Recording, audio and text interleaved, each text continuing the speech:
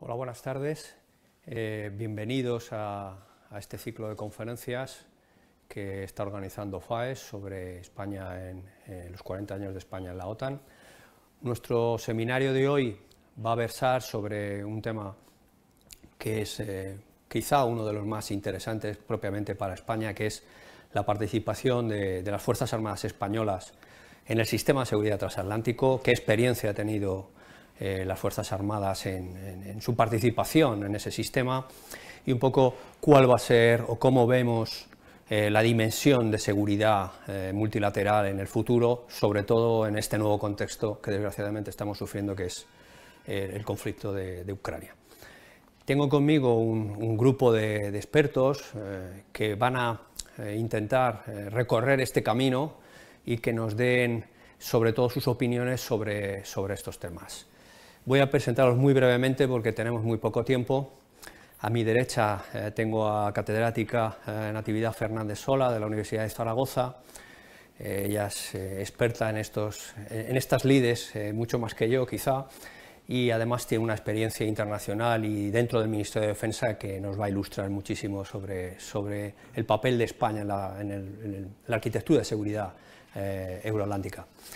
A su lado está Enrique Fojón, con una amplísima experiencia en operaciones españolas en el exterior, y él nos va a contar de primera mano cuál ha sido realmente esa experiencia de las Fuerzas Armadas españolas dentro de la seguridad euroatlántica, sobre todo en las operaciones llevadas a cabo por OTAN desde que España es miembro y está integrado en la estructura militar integrada. A mi lado está Mira Milosevic, que es una también gran experta en los temas de seguridad euroatlántica, sobre todo mirando hacia Europa del Este. Ella es investigadora del Real Instituto Elcano. Y last but not least, Javier Redondo, que es periodista, pero también profesor, que se dedica a estas lides internacionales y que nos va a dar también su opinión sobre cómo él ve la evolución de España en la OTAN y sobre todo cómo se ve hoy en día la participación de la OTAN en las Fuerzas Armadas en la crisis que tenemos ahora en marcha en Yugoslavia tras la invasión de Rusia. Yo voy a ser totalmente inflexible con el tiempo, cada uno de vosotros tenéis 10 minutos para exponer vuestras ideas y después intentaremos que haya un pequeño debate o algunas preguntas si ha habido alguna cuestión que se ha quedado en el tintero. Así que empezamos. Natividad, por favor. Muy bien, muchísimas gracias. Muchas gracias por la invitación a participar en este debate con tan altos expertos que me acompañan. Mi presentación la voy a centrar en España, fundamentalmente en el balance de las 4 décadas de España en la OTAN. Es tiempo suficiente como para hacer un balance, un periodo de tiempo donde se han producido grandes cambios en el contexto internacional que nos han llevado probablemente a una distinta percepción de las amenazas, pero también, desde luego, al modo de hacerles frente.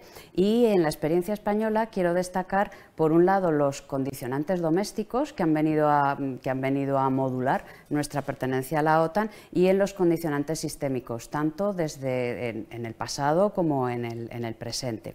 Desde las aportaciones positivas para España, en términos militares, intentaré dejárselas todas al coronel. No obstante, sí que me gustaría destacar que uno de los aspectos más positivos ha sido la habilitación a nuestras Fuerzas Armadas de las capacidades necesarias, y no solamente las capacidades, la doctrina, los conceptos, el planeamiento, para ser interoperables, para tener unas mejores posibilidades de despliegue internacional y para coordinar las Fuerzas Armadas con fuerzas de otros países aliados. Entonces voy a comenzar por el momento de la adhesión, pero no para hablar de la adhesión de España a la OTAN, que es algo que ya se conoce, sino para destacar cómo esa adhesión estuvo motivada por condicionantes esencialmente domésticos. A diferencia de otros estados que piden su adhesión a la OTAN por condicionantes sistémicos, por miedo en ese momento a un ataque del Pacto de Varsovia o hoy por miedo a un vecino peligroso,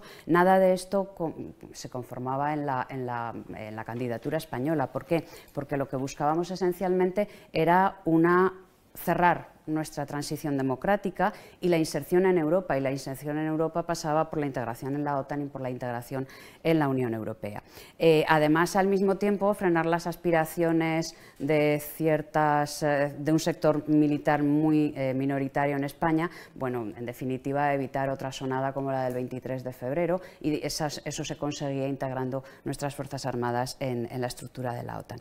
Y finalmente, porque se consideró que era preferible reconducir nuestra relación bilateral con los Estados Unidos a una relación multilateral dentro del seno de la OTAN.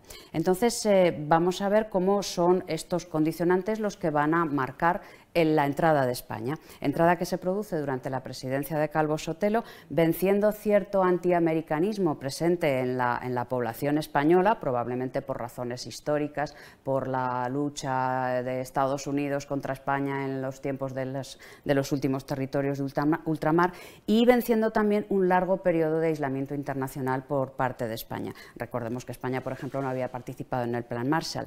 Entonces, no será hasta el año 99 cuando se produce la integración en la estructura militar de la OTAN, que supuso las grandes ventajas militares a las que de una manera muy sintética me he referido ya. Entonces, estos factores domésticos prevalecieron, y esto es lo que quiero señalar porque esto es pasado pero con repercusión en el presente, favorecieron el que España ingresara en la OTAN, prevaleciendo esas razones de urgencia en casa sobre las condiciones en las cuales nos adheríamos a la OTAN, al Tratado de Washington. Y entre ellos venía la idea o la aceptación de que no se iban a incluir Ceuta y Melilla dentro del paraguas de seguridad de la OTAN. Esto era nuestro primer interés estratégico y sigue siendo nuestro primer interés estratégico, que es la integridad territorial. Así como Francia, cuando firma el Tratado de Washington, incluye Argelia y queda Argelia bajo el paraguas de la OTAN, pues España no lo planteó siquiera. Por lo cual, pues bueno, en esos momentos, en los momentos de la integración de España en la OTAN, había un informe del CSDN que decía que Marruecos podía controlar Ceuta y Melilla en 3 horas. En estos momentos ya no quiero pensar en cuánto tiempo se podría conseguir esto, probablemente en mucho menos.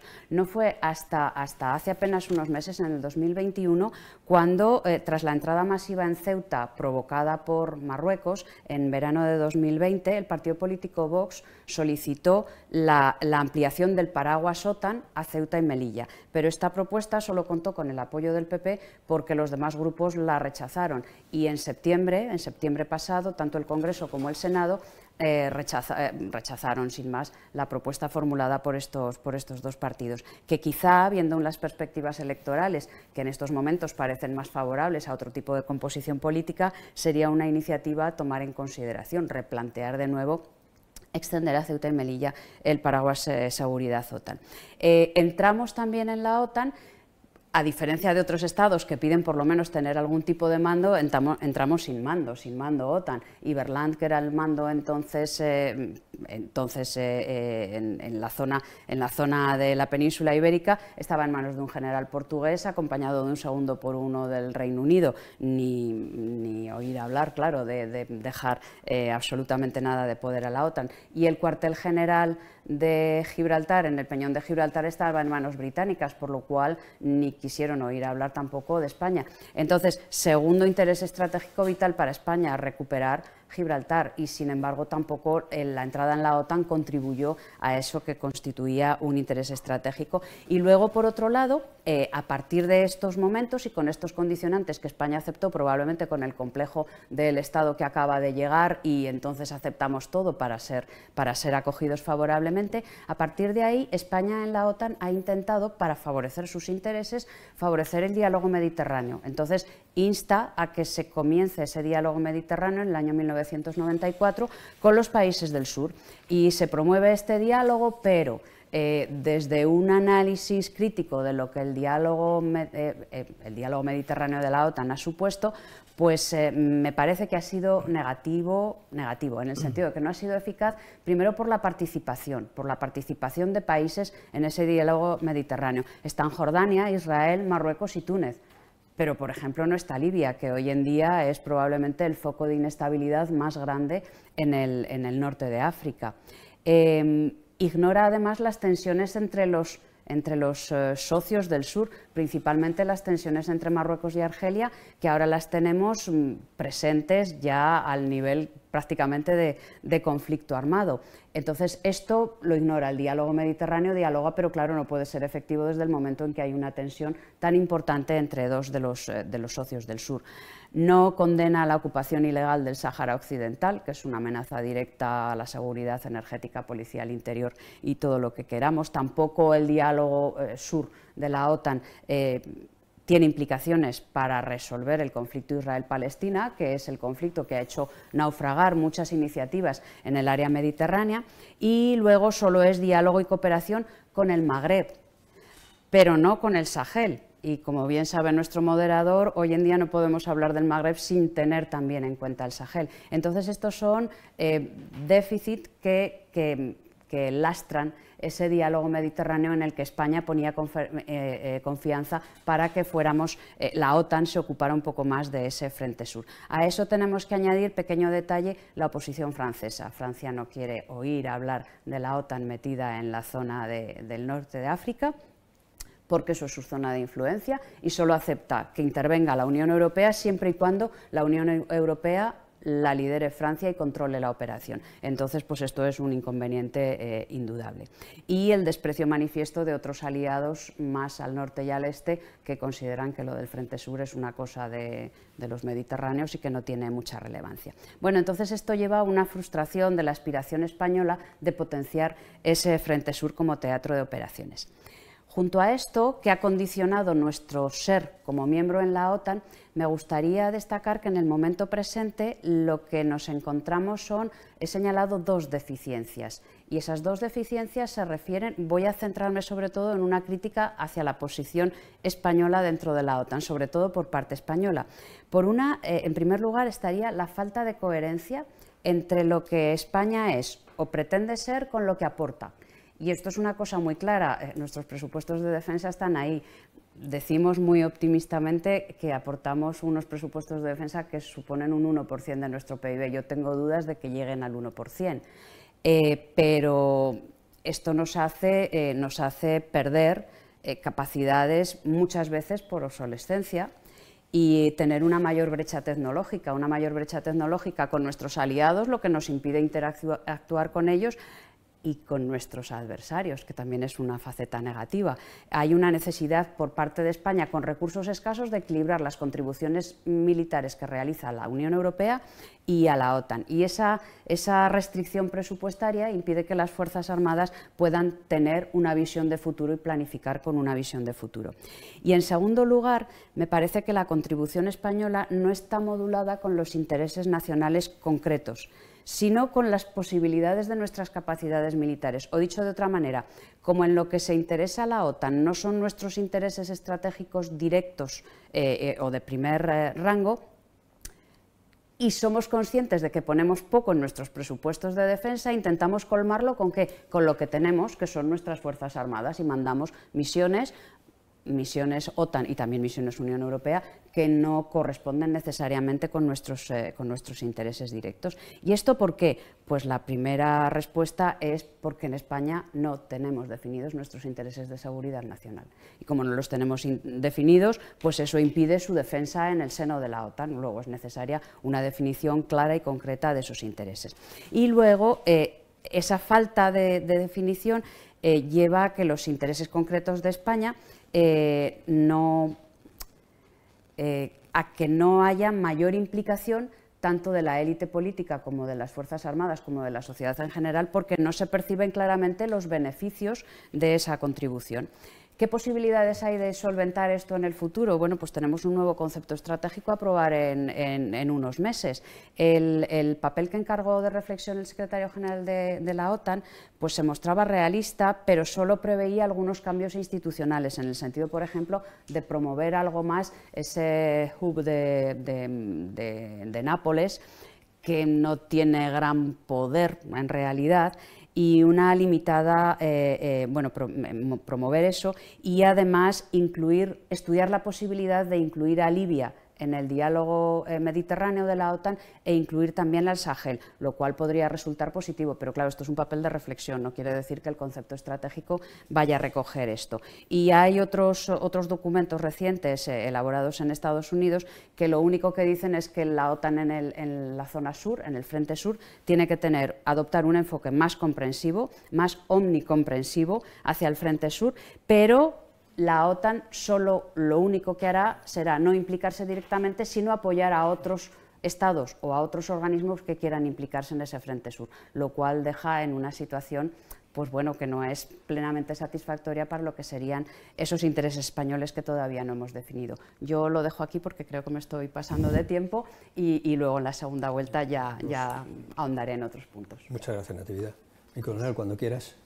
España geográficamente pues es una zona de que tiene un interés intrínseco, tiene un valor geopolítico muy grande. Cuando acaba la Segunda Guerra Mundial y se instaura la Guerra Fría, la composición de los países de la OTAN, entran dos países que son Turquía y son Portugal, que no son precisamente democracias, pero una bloqueaba un flanco, que era el flanco sur, la parte de frente con el Pacto de Varsovia, y el otro pues le garantizaba la fachada atlántica ibérica para actuar en la guerra submarina para asegurar el Atlántico. En los convenios que tiene Estados Unidos con España en los años 53 son de una gran importancia estratégica. En primer lugar, un choke point de importancia universal, como es el Estrecho de Gibraltar, pone una base en Rota para controlar lo que es aquello y todo lo demás. Y además España hay una serie de bases, oleoductos y demás, que la convierten en una base logística de primera mano. Cuando España entra en la OTAN, no cambia en gran medida su utilidad estratégica. Era una oportunidad enorme para las Fuerzas Armadas españolas progresar sobre todo en doctrina, en organización, en procedimientos, en armamento, en despliegue. Todo eso bruscamente se ve roto por una condición que es la no participación en la estructura militar de la OTAN, que no se ha dicho todavía, o al menos no se ha explicitado, cuál es a qué interés nacional servían, porque España seguía teniendo el mismo problema de seguridad que ha tenido a lo largo de todo el tiempo y lo sigue teniendo ahora. O sea que su posición geográfica pues tiene un riesgo geopolítico, que le llaman los empresarios, o sea que es un lugar que es querido por aquel que tenga que tener ventaja estratégica. Una vez que se acaba la Guerra Fría, pues la OTAN se dedica a otra serie de operaciones, otro tipo de operaciones, para lo cual una de las cosas que hace es que rompe su sistema de mando, o sea, el SACLAN lo anula. El SACEUR se hace cargo del mando de Europa, se hace cargo de todas las fuerzas y establece el mando de transformación en Norfolk. Las fuerzas españolas pues participan de una manera táctica, o sea, no pasan del nivel táctico. No hay operación en la cual las Fuerzas Armadas españolas hayan actuado en el nivel operacional. Teníamos un cuartel general de alta disponibilidad en Valencia, que cuando se le llamó para que interviniera, que le tocaba el turno en Afganistán, pues se hizo de aquella manera, ¿no? El problema del presupuesto no cabe duda que es un índice muy a tener en cuenta, pero el presupuesto es el resultado de una necesidad operativa, de unas Fuerzas Armadas que tienen que hacer frente a una determinada misión. Entonces, lo primero que tiene que fijarse es una estrategia basada en los intereses nacionales, y de esa estrategia salir el problema militar que representa la estrategia. Ese problema militar, darle un concepto operativo para el cual resolverlo. De ese concepto operativo se diseñan una serie de capacidades que hay que resolver, que hay que actuar, que son capacidades de mantenimiento, de diseño de fuerza, de sistemas de combate, y después, una vez que eso se integra, se hace una estructura de fuerza y a partir de ahí se obtiene el presupuesto. O sea, que no es primero decir el presupuesto y qué hago yo con este presupuesto. No, es saber qué necesito, qué presupuesto tengo, y el déficit entre necesidades operativas y presupuestarias, pues entra ya la política, entra la diplomacia, entra pues todo lo que significa la cuestión de tener protagonismo político dentro de las decisiones de la OTAN. O sea que nosotros hemos sido, de alguna manera, un poco seguidistas en las estrategias que otros han conformado para nosotros. Eso es en líneas generales lo que las Fuerzas Armadas Españolas han hecho, que ha sido positivo, ha sido enormemente positivo para la formación de nuestros oficiales, para la formación de nuestros cuadros, para la organización en cuestión doctrinal, en oportunidades de todo tipo. Y la cuestión, cuando sube al nivel político, ahí es cuando se frena. Lo acaba de decir la catedrática: si no existe estrategia, es muy difícil sacar conclusiones, es muy difícil sacar necesidades. Y lo primero que hay que hacer es fijar cuál es el interés nacional.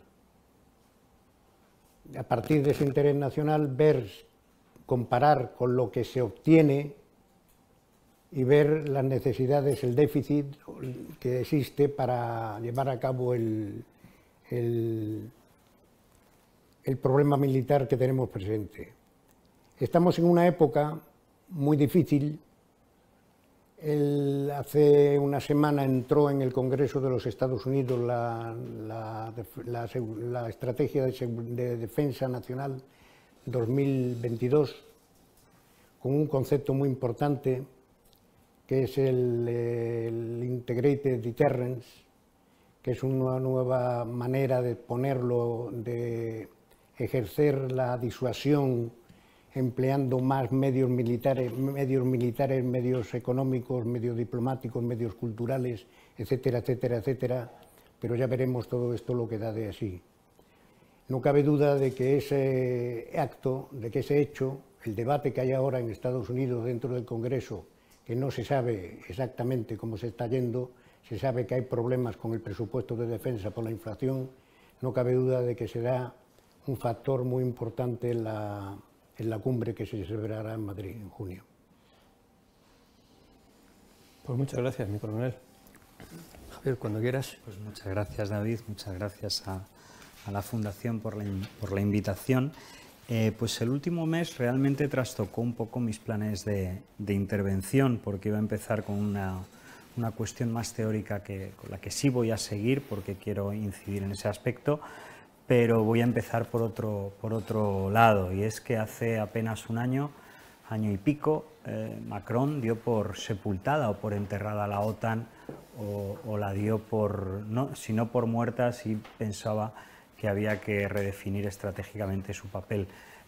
Un año y pico después, la importancia de la OTAN, o la OTAN ha revivido, o se ha mostrado la importancia de la OTAN en cuanto ha estallado la guerra, como llaman ahora, la guerra de Putin, o como acostumbro a decirla yo, la guerra de sovietización de Putin. Entonces la OTAN ahora asume un papel fundamental no como organización, es una organización militar, defensiva, pero acelera o recobra el papel de organismo estabilizador. Como organismo estabilizador parecía que era la ONU, y ahora volveré sobre este asunto. Los reiterados fracasos de la ONU en Ruanda, Somalia y Yugoslavia hicieron que fuera sustituido por el empaque y la fuerza y la presencia de la OTAN. Pero como quería centrarlo en las Fuerzas Armadas españolas y en su papel, intuyendo lo que iban a contar el resto de mis compañeros y desviando un poco ese punto de atención, iniciaba por una obra de Fukuyama, que es La construcción del Estado.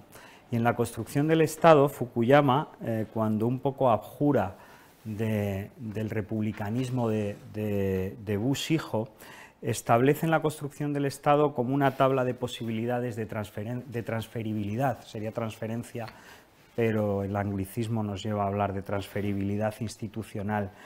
Y establece que hay 4 componentes, 4 elementos para delimitar las posibilidades que tenemos de exportar un Estado en construcción o reconstrucción, de importar un diseño institucional y democrático. Los 4 componentes son gestión y diseño organizacional, y la posibilidad de transferibilidad, dice Fukuyama, que es alta. El diseño institucional, que dice Fukuyama que es media alta, pero tendente a media. La base de legitimación, que es media-baja, porque ya incluye la idiosincrasia y la cultura política, y luego propiamente los factores sociales y culturales. Dice la potencia o posibilidad de transferibilidad es baja. ¿Por qué enumero estos elementos o estos componentes de transferibilidad? Porque la OTAN sí ejerce un papel importante, y nuestras Fuerzas Armadas, integradas en la estructura de la OTAN, han contribuido a tratar de transferir institución o transferir, es muy atrevido decir, transferir democracia. ¿Por qué? Porque, bueno, hasta hace un mes el objeto de mi intervención lo iba a centrar en Afganistán, en la misión en Afganistán, que es sin duda la más importante en la que ha participado España. Luego, obviamente, los hechos superan esa intención inicial y debe pivotar cualquier intervención sobre lo que está ocurriendo en Ucrania con la invasión de Putin. El caso es que la misión en Afganistán movilizó a 1.500 efectivos, es la más importante porque luego estaría la de Irak, pero la de Irak son 500, 4.000 millones de euros durante 20 años, dejó además 102 muertos, y aunque es verdad que en 2 accidentes prácticamente fueron el 80% de esos muertos, pero lo que me interesa resaltar en relación con estas posibilidades de transferibilidad y el papel que ejerce la OTAN en sus misiones de estabilización y de paz es que durante esos 20 años la misión española consiguió equipar 8 hospitales y centros sanitarios, construir escuelas para 4.650 alumnos y construir solo, y este dato, aunque parezca pequeño, lo que muestra es la dificultad de llevar a cabo este tipo de tareas, 160 kilómetros de carreteras en Afganistán. Son muy pocas, pero insisto, el dato nos sirve para ver lo difícil que puede ser el llevar a cabo esta serie de misiones en este tipo de países, en estos estados fallidos o estados en reconstrucción, lo llaman algunos, yo creo que es propiamente en construcción. Luego cito al analista del Cano, compañero de la profesora Milosevic, Félix Arteaga, que analiza con detalle el despliegue español en Afganistán. En el artículo, los datos no los saco de este artículo, pero sí él aporta otros, que ahora no me voy a detener en ellos. España en Afganistán, recomendaciones para revisar la estrategia de transición. Es de 2016, pero tiene cierta vigencia. Luego el resto de misiones españolas, 17 misiones en total, 3.000 efectivos en la actualidad según el Ministerio de Defensa, Bulgaria, países bálticos en relación con esta guerra en Ucrania, Irak, Turquía, los distintos grupos navales y la misión Sea Guardian con el terrorismo para combatir el terrorismo islámico en el mar. Por lo tanto, esa primera parte de mi intervención iba destinada a subrayar el papel que ejercen nuestros soldados en la construcción, estabilización y construcción o reconstrucción de estados. Y esto va a tener que ver con la última parte de la intervención. La segunda parte tiene que ver con el origen, que también se ha dedicado a ello tanto la profesora Solá como el coronel Fojón. Y no me resisto, voy a dar 4 datos porque lo han explicado ambos muy bien, el origen, y ahora también veremos la relación que tiene el origen con el núcleo, con el esqueleto de la intervención. No me resisto a hacerle un guiño al embajador Rupérez, quien amablemente me invitó a esta conferencia, porque de los papeles que he consultado, sobre todo noticias de prensa de la época, creo, si no fue el primero, sí fue de los primeros, porque en la previa, en las vísperas del primer congreso de la UCD, en 1978, en la presentación creo que del congreso, dijo: creo que se debe aprovechar la noticia, la fecha, el país, creo que se debe aprovechar la primera ocasión para entrar en la OTAN. Es decir, cuando Suárez dudaba, y dudó hasta casi el año 80, el embajador Rupérez dijo: creo que se debe aprovechar la primera ocasión para entrar en la OTAN en esa víspera del primer congreso de UCD, con la intención de colocar a España en el mundo, dice, para impulsar una política europea, democrática y occidental que mire a Latinoamérica, Mediterráneo y África, con lo cual ahí había un diseño, un diseño de lo que debía ser las prioridades internacionales de España. ¿Cuál era el hándicap? Lo han citado también los intervinientes anteriores: el antiamericanismo que fue definido por Pérez Llorca como psicopatología histórica de la sociedad española. Y luego dice en su biografía de Adolfo Suárez el profesor Juan Francisco Fuentes el temor que tenía Suárez a una respuesta soviética. De hecho, eso dice que hizo que en su visita en enero de 1980 a Carter, tanto Carter porque no le convenía como a Suárez porque lo quería dilatar, no se habló del ingreso en la OTAN. ¿Quiénes recelaban de nuestro ingreso en la OTAN? Pues Noruega, Reino Unido, Dinamarca y Holanda. ¿Por qué me parece también importante subrayar esto?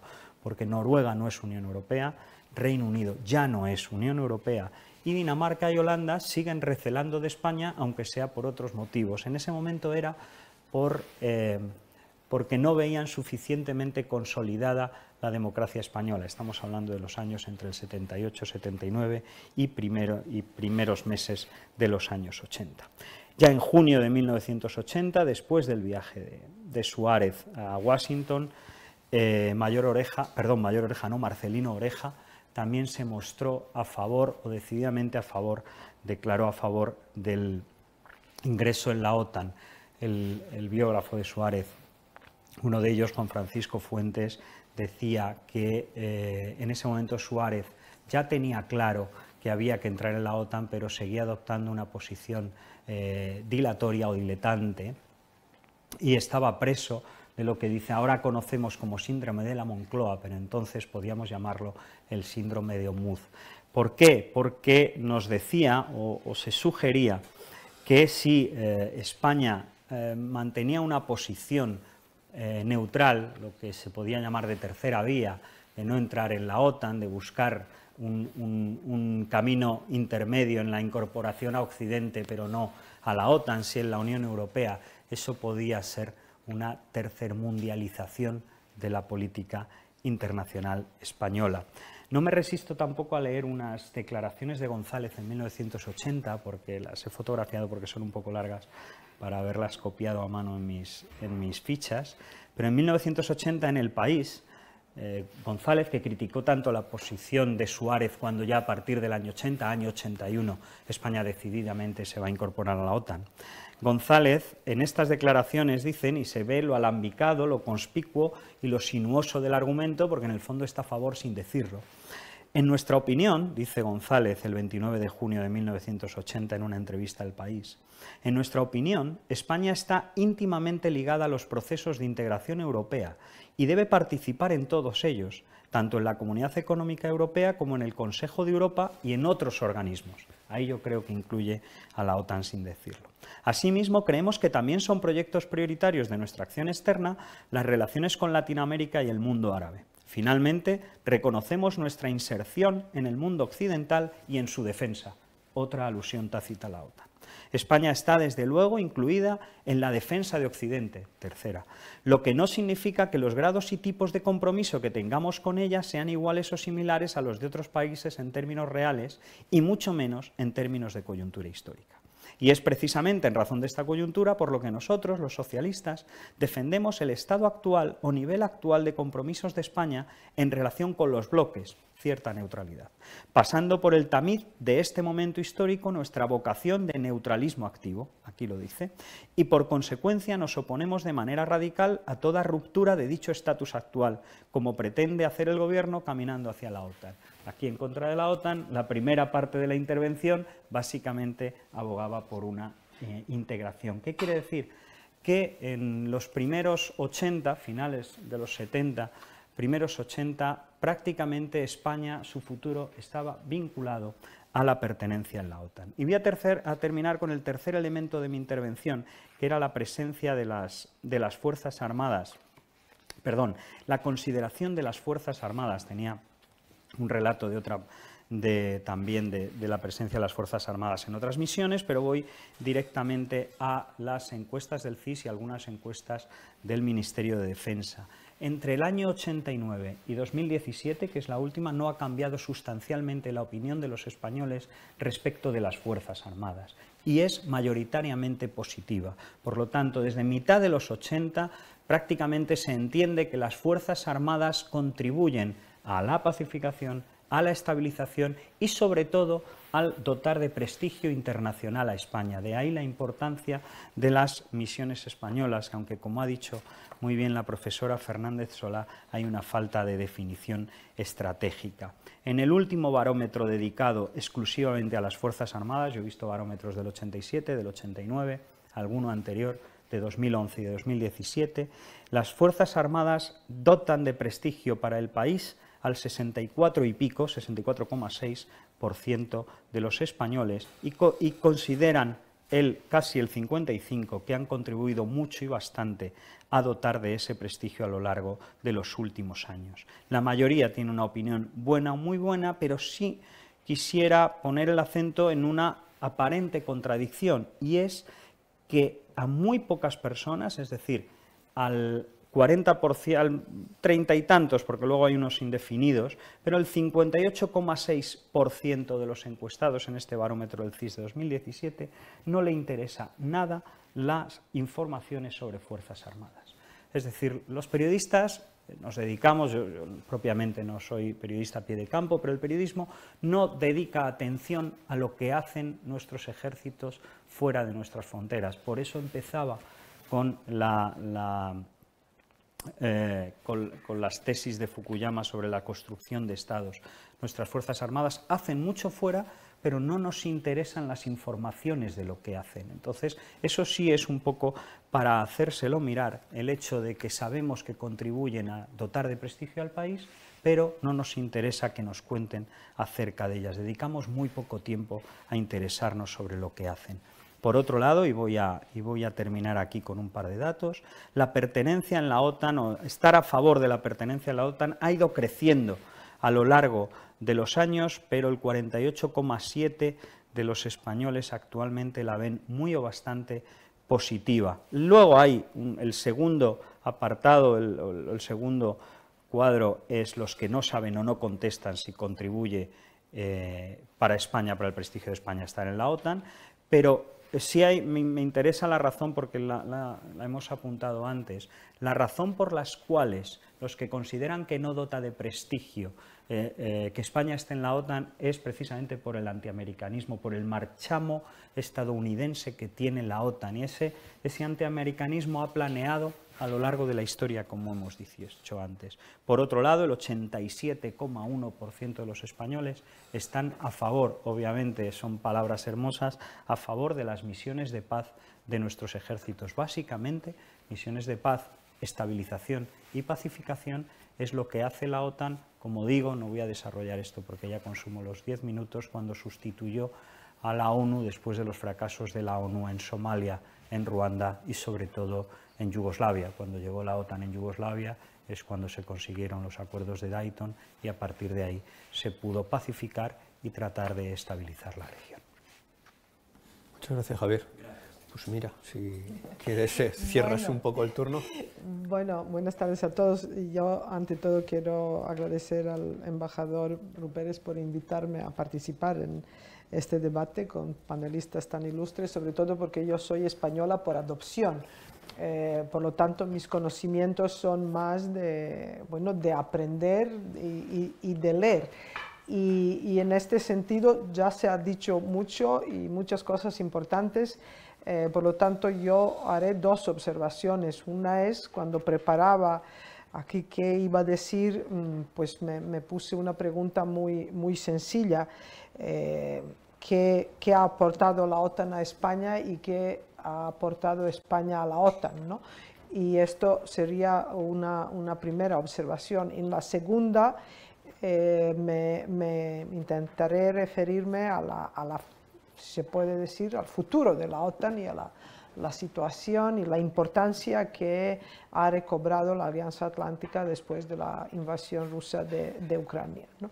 Entonces, ya se ha dicho, pero yo quiero resumirlo, que la OTAN realmente ha dado a España unas responsabilidades, unas oportunidades también, pero creo que ha contribuido mucho y ha facilitado mucho la modernización de las tropas armadas de España. Quiero decir, una vez que España pertenece a la OTAN, aunque y participa en nivel táctico, como dijo el coronel Fojón, España, el hecho de que es miembro de la Alianza Atlántica, esto fomenta y motiva una modernización y posteriormente la profesionalización de las Fuerzas Armadas, ¿no?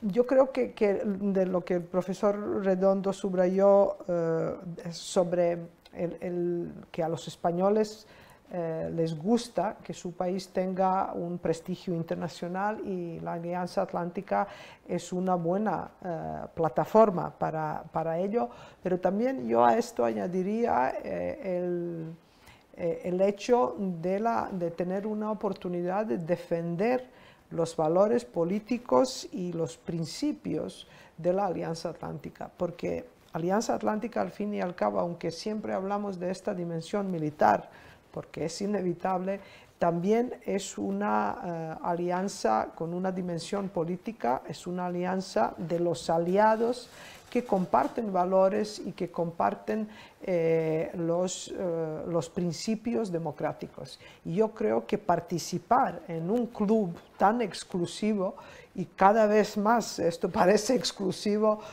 también creo que es honor y que es un elemento que puede contribuir al prestigio de un país miembro, en este caso de España, ¿no? ¿Qué ha aportado España a la OTAN? Yo creo que, ante todo, y aquí también profesora Fernández Solá y coronel Fojón han mencionado la dimensión y del impulso que ha dado a España, ya con resultados pues variados, ¿no? Pero ha dado un impulso decisivo al reconocimiento de los riesgos en la frontera sur de la Alianza. Y es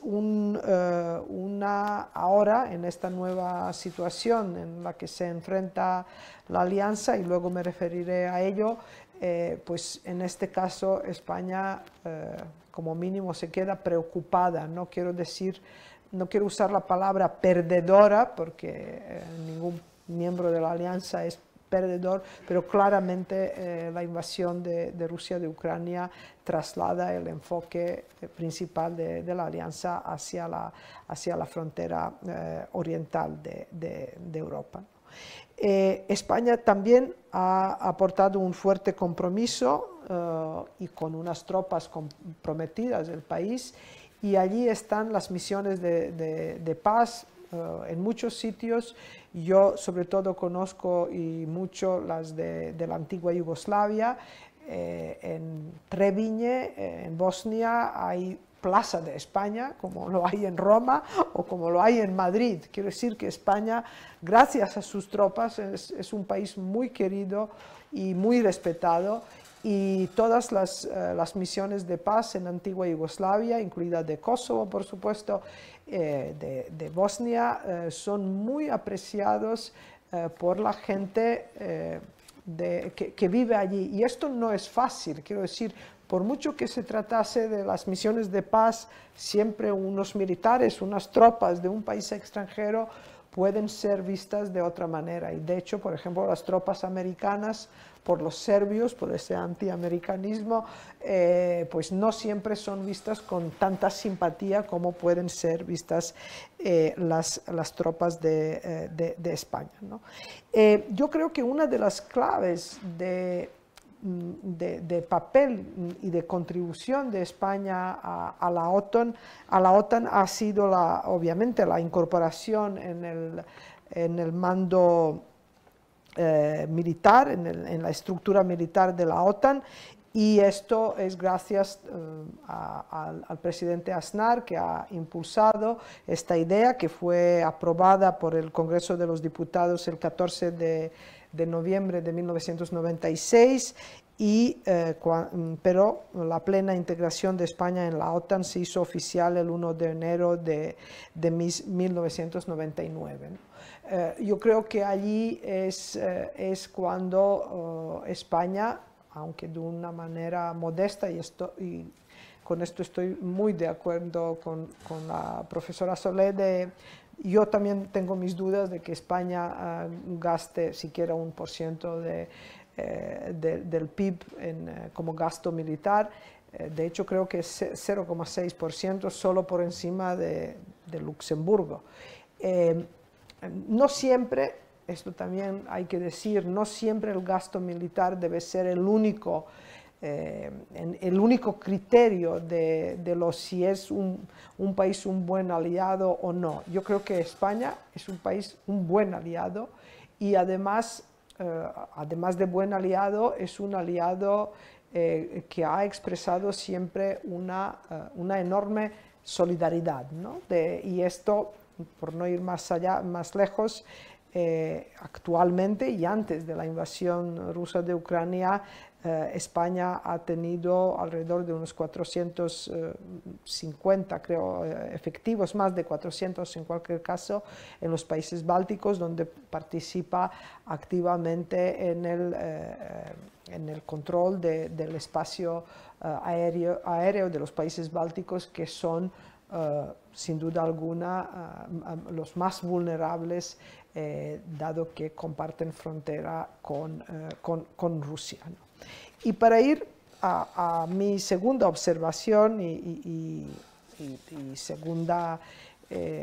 ir concluyendo, yo también quería hablar de lo que el profesor Redondo mencionó, y esto ampliaré un poco, ¿no?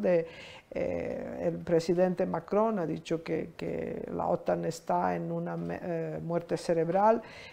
Presidente Trump lo definió como una alianza obsoleta, y cuando realmente se preparaba la cumbre de Madrid, pues antes de la invasión, aunque ya con los problemas que creaba Rusia, y sobre todo los riesgos y amenazas que representa China también, la Alianza Atlántica ha empezado a dirigir esta pregunta: ¿qué quiere ser de mayor hacia estos dos países? La invasión de Rusia a Ucrania, yo creo que ha dado un impulso definitivo de la funcionalidad, que es, yo creo que todos estos años, desde 1949, lo que ha mantenido Alianza Atlántica es su funcionalidad, su buena funcionalidad, y por supuesto este papel que ha tenido en la seguridad y defensa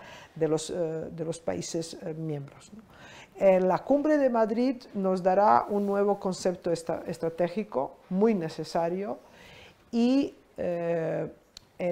hay que decir que en la cumbre de Madrid España planificaba sobre todo impulsar lo que sí es de su interés vital, de su interés directo, que es la seguridad de la frontera sur. No es que no vamos a hablar de ello en la cumbre, lo haremos, pero creo que realmente la cumbre de Madrid va a ser una cumbre muy dedicada a la amenaza que representa Rusia y China sobre todo, ¿no? Pero sobre todo Rusia en estos momentos. Entonces, la invasión de Rusia a Ucrania claramente ha dado una nueva razón de ser a la OTAN, ha fortalecido la relación transatlántica y ha visto el nacimiento de una Europa geopolítica, que le queda mucho todavía por andar, ¿no? mucho por hacer, pero todo lo que Vladimir Putin quería evitar realmente se ha producido en un mes y se ha acelerado, ¿no? Por lo tanto, podemos darle gracias incluso, ¿no? Si hay algún ganador de esta invasión es la Alianza Atlántica.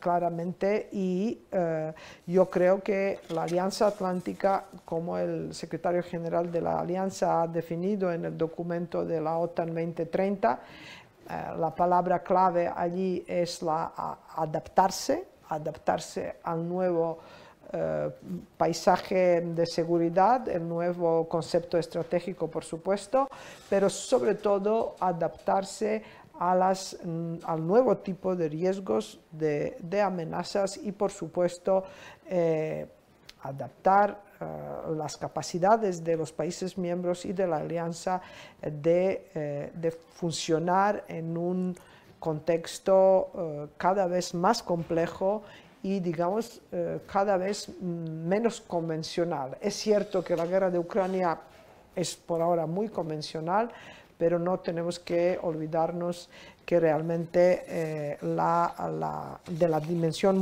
multilateral de la seguridad y de defensa, que incluye no solo los tres espacios clásicos, tierra, mar y aire, sino allí que están espacio y ciberespacio, ¿no? Y para acabar, yo solo diría que España, y esto creo que lo más importante quizás de lo que se ha dicho aquí y el mayor problema de España es que nosotros no podemos tener y participar en una estrategia, en una política de seguridad y defensa a nivel europeo y atlántico, mundial, sin tener una clara política nacional, un interés nacional definido y una estrategia nacional de seguridad y defensa reconocible, con la que pueden identificarse todas las fuerzas políticas y la ciudadanía española. Una cosa es el consejo y consenso, ¿no? de las fuerzas políticas que están alrededor de este tipo de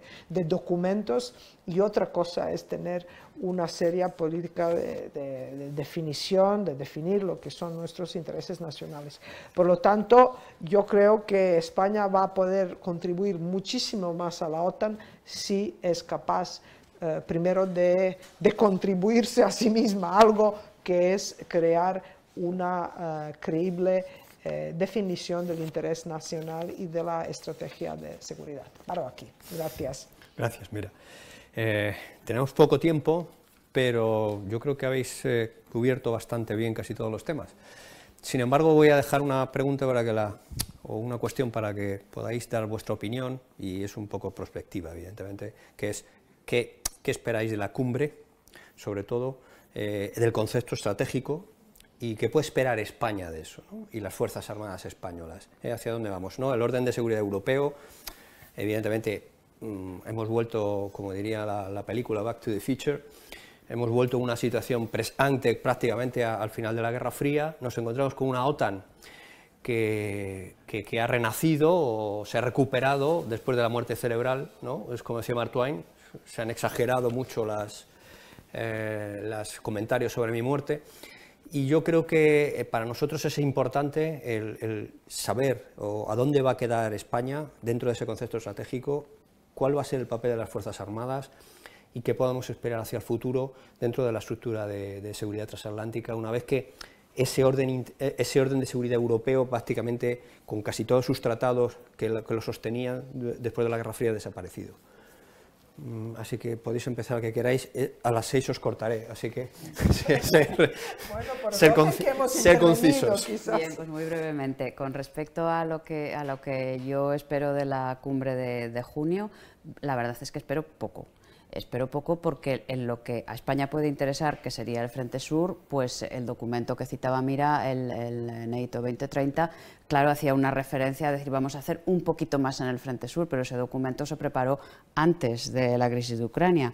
Entonces, pues esto disipa completamente todo y yo creo que los líderes políticos van a estar centrados en el inmediato y en esas candidaturas eventuales de adhesión de nuevos países a la OTAN, y la verdad es que la preocupación que pueda tener España con respecto a lo que haga Marruecos, yo dudo mucho que vaya a estar presente, no creo que vaya a estar presente. Entonces, ¿qué cabe esperar por parte de España? Pues por parte de España, eso, lo que el documento puede ofrecernos me parece que va a ser limitado para nuestros intereses, pero porque no los definimos, insisto. Y una potencia que no define sus intereses es una potencia débil, y cuando es una potencia débil no se hace respetar por todos los demás. Entonces, eso conlleva también, entre otras cosas, como antes se señaló el coronel, que España tiene una limitada contribución, sí, una contribución táctica a la OTAN, pero tiene una muy limitada contribución en términos de pensamiento, de análisis y de posición estratégica. Si a eso le sumamos las repetidas crisis económicas en el caso de España, el desinterés por la defensa porque tenemos una muy baja percepción de los riesgos,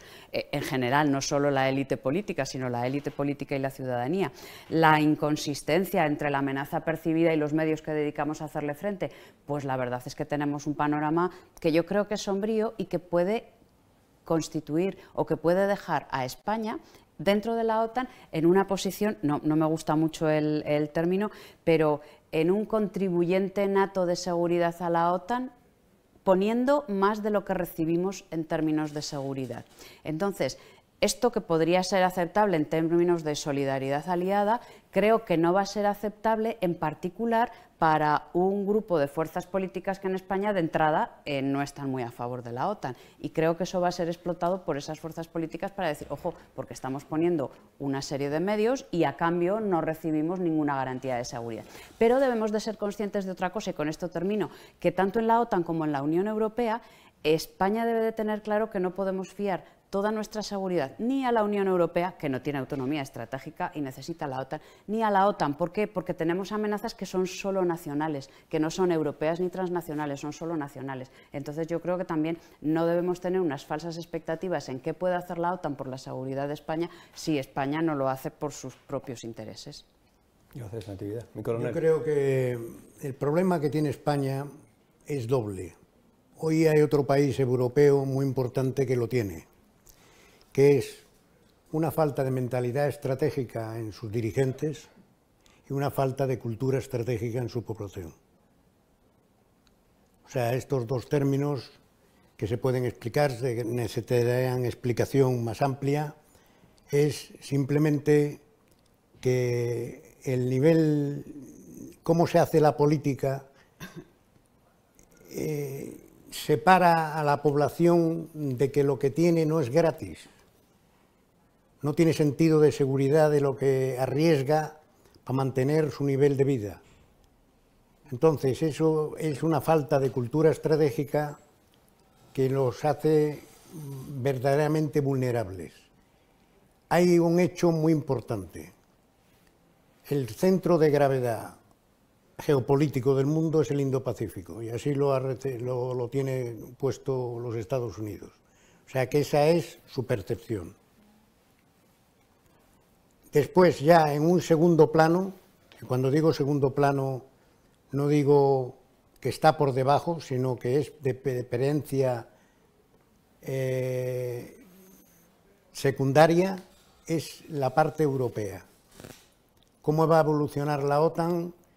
La OTAN ha pasado, de hecho, de ser una alianza a lo Tucídides, a ser una especie de coalición con las misiones de paz, porque claro, a mí cuando me dicen que la OTAN ha perdido la guerra de Yugoslavia, de Afganistán, pues la verdad, yo no tengo botón de agarrarme. O sea, Afganistán fue una utopía desde el primer momento y no ha habido ningún mando de la OTAN que haya dirigido las operaciones de Afganistán. ninguno. O sea que hay una narrativa que contradice a los riesgos, pero yo creo que el principal problema que tenemos nosotros es que si estamos en la OTAN es porque nos interesa estar en la OTAN. No por estar, sino porque nos interesa estar en la OTAN. Y en una alianza, si no se contribuye, no te dan. Javier. Bueno, han sido suficientemente claros, tanto el coronel como la profesora Fernández Solá, así que poco que añadir, pero muy telegráficamente. Yo también espero poco, pero sí espero mayor inversión. Es decir, yo hace poco leía la parte de las memorias de Obama relacionadas con sus relaciones con Rusia, y Obama se jactaba en las memorias, en La Tierra Prometida, creo que titula el último volumen de sus memorias, de que cuando visitó a Medvedev y a Putin en, no recuerdo qué año, no voy a meter la pata, no lo voy a decir yo creo que era 2010, podía ser, 2009, 2008, no lo sé. El caso es que se jactaba de que le pidieron que retirara los escudos antimisiles que Bush había proyectado en Polonia y Chequia. Y dice, les dije que sí, que lo pensaría, pero en el fondo ya tenía pensado hacerlo, ya tenía pensado retirarlos. Entonces yo creo que de esta cumbre podemos esperar que la OTAN se replantee recuperar mediante la inversión estratégica y de material, por ejemplo, recuperar escudos antimisiles. Segundo, se ha apuntado aquí, lo doméstico opaca la estrategia internacional. Antes hacía referencia al libro de Francisco Fuentes, dice, cuando Suárez vuelve en el año 80, el 15 de enero de Washington, de ver a Carter, al día siguiente tenía la ejecutiva del partido donde tenía que hablar de política autonómica, pues de la construcción del Estado de las Autonomías. Es verdad que era lo suficientemente importante en el año 80, pero es que estamos igual. Cuando un presidente del gobierno o un ministro de Exteriores va afuera, lo que se encuentra aquí es problemas de carácter doméstico y además muy menores que imposibilitan nuestro progreso también cultural en lo político. Y por otro lado, de la cumbre no lo espero, pero sí es un desideratum la recuperación de la cultura del atlantismo, porque yo creo que ante el repliegue que está sufriendo la globalización, la Unión Europea y el atlantismo son los dos diques que pueden contener ese repliegue o ese creciente malestar con la globalización. Entonces espero al menos un discurso atlantista. Mira, pues...